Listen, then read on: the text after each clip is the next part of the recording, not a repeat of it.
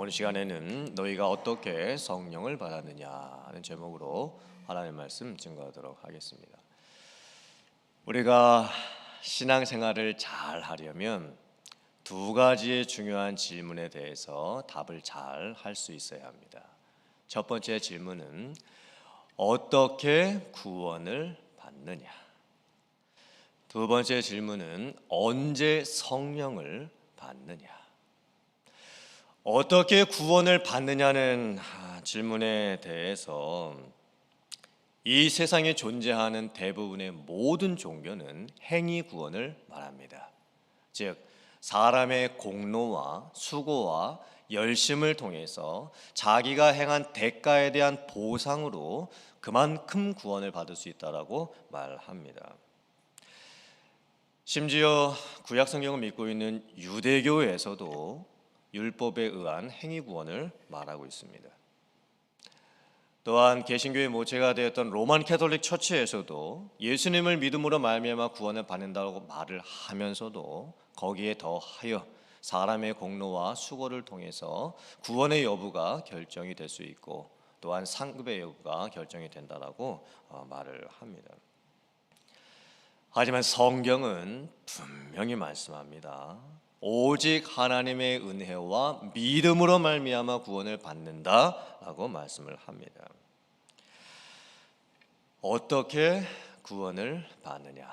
이 질문에 대해서 어떻게 대답하느냐에 따라서 한 개인의 구원뿐만이 아니라 이 세상의 종교가 구분짓게 되는 중요한 관점이 될 수가 있습니다. 또한 두 번째 질문이었던 언제 성령을 받느냐? 이 질문에 대한 대답도 참 중요합니다. 같은 기독교 안에 있지만 개신교 안에 있지만 오순절주의와 같은 곳에서는 성령 세례 받음을 예수님을 믿고 나서 제2의 경험적 축복으로 받는 성령 받음이라고 말을 합니다. 심지어 성령 세례 받은 증거가 방언이라고까지 가르치고 있습니다. 성경은 분명히 말씀합니다. 예수님을 믿을 때 성령을 받습니다. 성령 세례도 예수님을 믿을 때 받습니다. 성령 받음과 성령 세례 받음은 예수님을 믿을 때 받는 구원에 관련된 일생 단 한 번 있는 사건입니다. 물론 성령 충만은 예수님을 믿고 난 후에도 계속 받아야 합니다. 매일매일 성령의 통치와 다스림과 지배를 받으면서 살아갈 수 있어야 합니다. 언제 성령을 받느냐? 이 질문에 대해서 어떻게 대답하느냐에 따라서 어떤 한 개인의 신앙의 모습이 달라질 수도 있고 또 교회의 모습도 달라질 수 있고 심지어 교단의 모습도 달라질 수 있게 됩니다. 오늘 말씀을 보면 바울 사도가 갈라디아 교회 성도님들에게 심하게 책망을 하는 내용이 나옵니다. 어찌하여 여러분들께서 이렇게 어리석습니까? 예수님을 믿고 구원받는 것에 대해서 예수님이 십자가에 못 박히신 것이 여러분들의 눈앞에 밝히 보이고 분명히 믿고 알 수가 있는데 왜 여러분들께서 누군가 여러분들을 꾀어서 잘못된 길로 가게 하는 그들의 말을 지금 듣고 따라가고 있습니까? 어떻게 여러분들이 언제 성령을 받았는지 왜 그것을 다 잊어버렸습니까? 어찌하여 처음에는 성령으로 시작했다가 이제 나중에는 육체로 마치려 하고 있습니까? 라고 하면서 심각한 책망을 하고 있습니다. 도대체 갈라디아 교회에 무슨 문제가 있었던 것일까요? 지금 갈라디아 교회 안에는 율법주의 문제가 다시 대두가 되고 있습니다. 유대인들은 모세 이후에 1400년 동안을 율법을 가지고 있었고 지키고 있었고 율법을 잘 지키고 행함으로써 구원을 받는다라고 믿고 있었습니다. 1400년 동안 사람을 통해서 혈통을 통해서 내려왔던 전통이었습니다. 그것을 바꾸는 것이 쉽지가 않았죠. 복음이 선포되었고 예수님을 믿음으로 말미암아 구원받는다라고 하는 확실한 진리가 선포되었음에도 불구하고, 물론 처음에는 그 복음을 들었습니다. 믿었습니다. 확신했습니다. 본인들이 성령을 받았다라고 깨달았습니다. 그런데 시간이 지나가면서 이 갈라디아교회 성도님들이 다시 옛적으로 돌아가 버리고 만 것입니다. 율법주의의 모습이 다시 나타나고 말았습니다. 유대인들은 율법을 잘 지켜 행함으로 구원을 받는다라고 믿고 있었고, 또 그 구원을 어떻게 죽을 때까지 지켜낼 수 있느냐, 그에 대한 대답도 역시나 사람이 끊임없이 무엇인가를 행하고 또 수고하고 또 율법에 대한 조항조항 모든 것들을 하나도 빼놓지 않고 잘 지킴으로써 구원을 내가 지켜낼 수 있다라고 믿고 있었습니다. 또 구원받은 증거와 확신은 어떻게 가질 수 있느냐 라는 그 질문에 대해서도 몸에 행했던 할례와 또 혈통으로 받은 외적인 조건들을 통해서 구원의 증거를 갖게 된다라고 믿고 있었습니다. 사실 율법은 그 자체로 나쁜 것이 아닙니다. 율법은 하나님께서 하나님의 백성들에게 하나님의 백성답게 살기 위한 법으로서 주신 것입니다. 율법은 선한 법입니다. 율법 자체가 결코 나쁜 것이 아닙니다. 그런데 유대인들은 율법의 원래 목적을 잊어버리고 맙니다. 그리고 율법을 잘 지키고 행하는 것이 구원을 받는 조건이라고 그들 스스로가 바꾸어 버리고 말았습니다. 성경이 말씀하는 복음의 핵심이 무엇일까요? 우리가 어떻게 구원을 받고 어떻게 그 구원을 지켜내고 어떻게 구원에 대한 확신을 가질 수가 있는 것일까요? 어떻게 해야 우리는 하나님 앞에서 의롭다함을 받을 수가 있겠습니까? 사실 내가 내 자신을 볼 때에도 내가 내 스스로를 의롭다라고 인정할 수 없다라는 것을 내 스스로가 잘 알고 있습니다. 이 세상 모든 사람들이 내 스스로가 나를 볼 때 내가 의로운 사람이다 라고 말할 수 있는 그런 자신 있는 사람은 아마 아무도 없을 것입니다. 또 하물며 하나님께서 우리를 보실 때 하나님께서 우리의 심장을 살피시고 폐부를 살피신다 말씀을 하셨습니다. 내 속 안에 있는 생각의 동기까지도 하나님께서 다 알고 계신다라고 말씀을 하십니다. 내가 아무도 모르게 은밀한 곳에서 지은 모든 숨겨지지 않은 드러나지 않은 죄까지도 하나님께서 다 알고 계시다고 말씀을 하십니다. 그러므로 우리가 하나님 앞에서 의롭다함을 받을 수 있는 조건은 하나도 없습니다. 가능성은 전혀 없습니다. 우리의 행위로 의롭다함을 받는 것은 불가능한 일입니다. 성경은 사람이 의롭다함을 받는 방법에 대해서 너무나 분명하게 말씀합니다.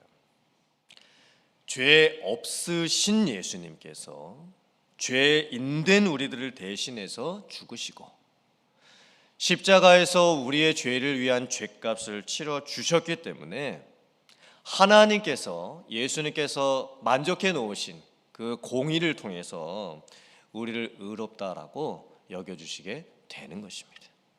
우리는 칭의를 받은 것이고 칭의, 의롭다 하고 여김을 받을 뿐이지 우리가 죄인에서 의인으로 바뀌는 것도 아닙니다. 내가 구원받았다라고 하는 증거 또한 어디에 있을까요? 내가 구원을 뭘 보고 내가 구원받았다라고 확신을 할 수가 있겠습니까?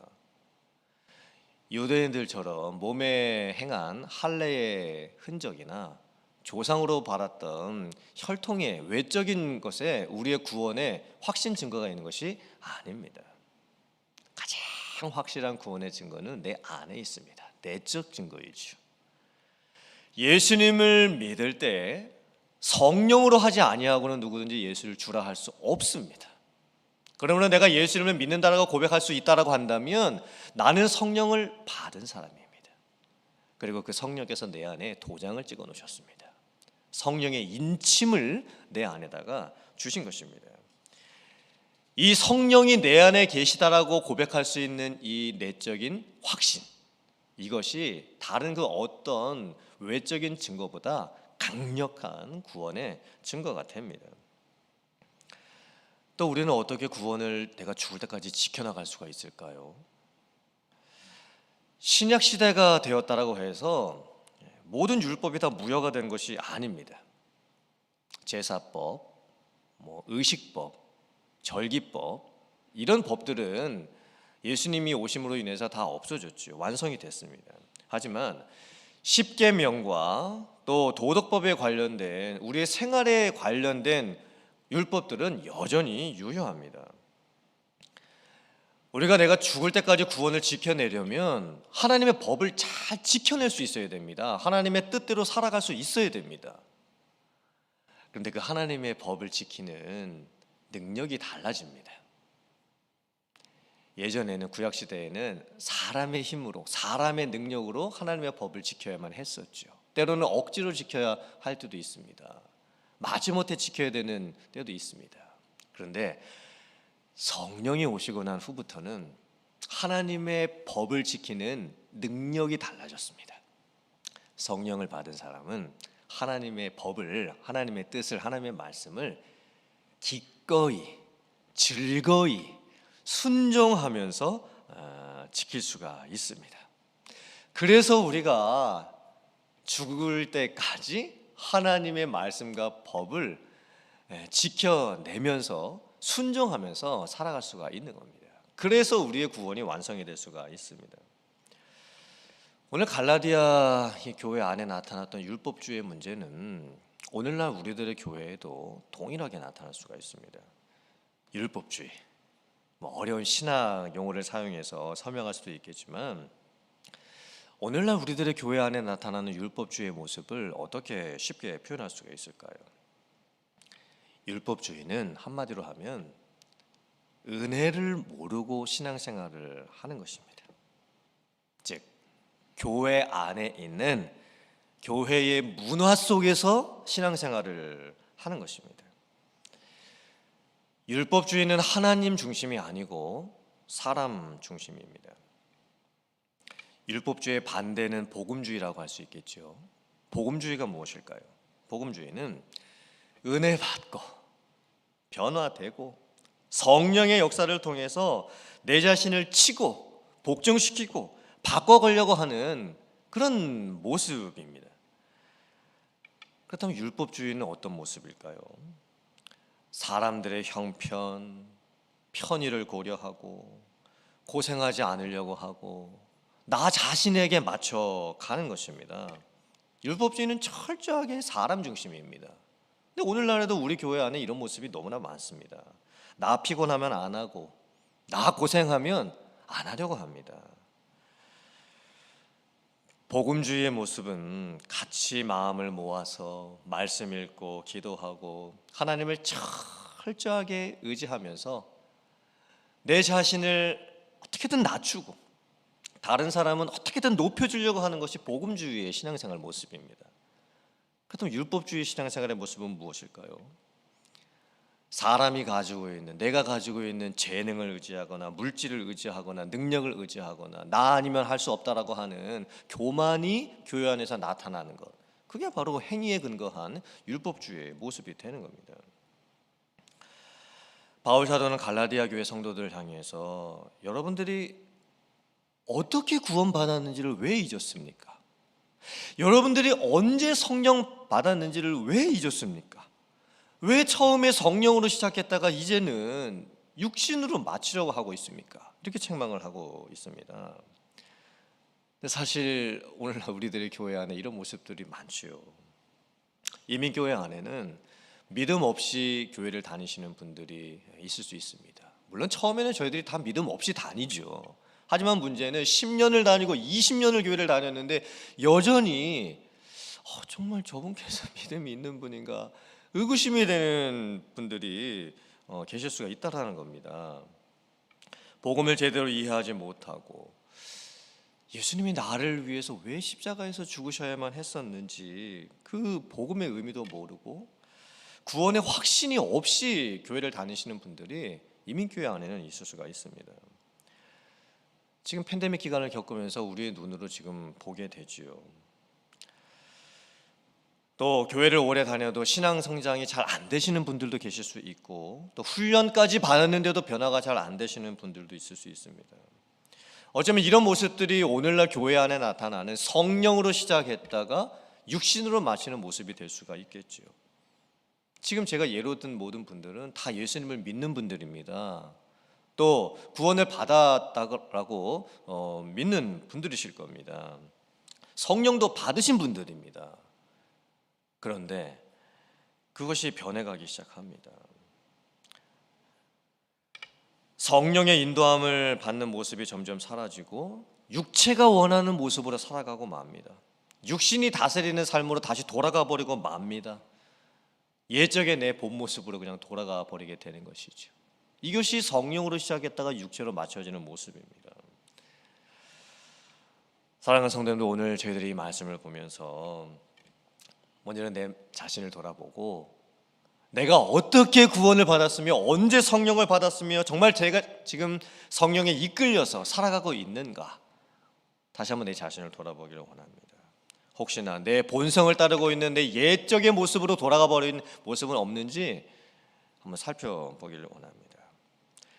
예수님께서 나를 위해서 죽으셨다라는 의미, 특별히 성탄 시즌을 맞이하면서 예수님께서 이 세상에 왜 오셔야만 하셨는지, 그 죄사함과 의롭다함을 받음과 구원의 그 의미를 다시 한번 확신 있게 고백할 수 있는 저와 여러분들 될 수 있기를 주님의 이름으로 축원합니다. 혹시나 우리 안에 성령으로 시작했다가 육신으로 맞춰지는 그런 모습이 내 안에 있다라고 한다면 찔림을 받고 육신의 연약함에 갇혀버린 우리들의 게으름과 미성숙함을 다시 한번 돌이켜 내야 될 줄 믿습니다.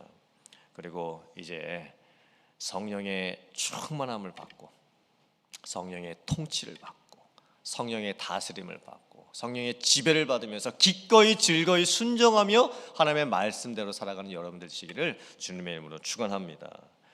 어떤 형식적이고 습관적인 틀에 박힌 매너리즘에 빠져 있는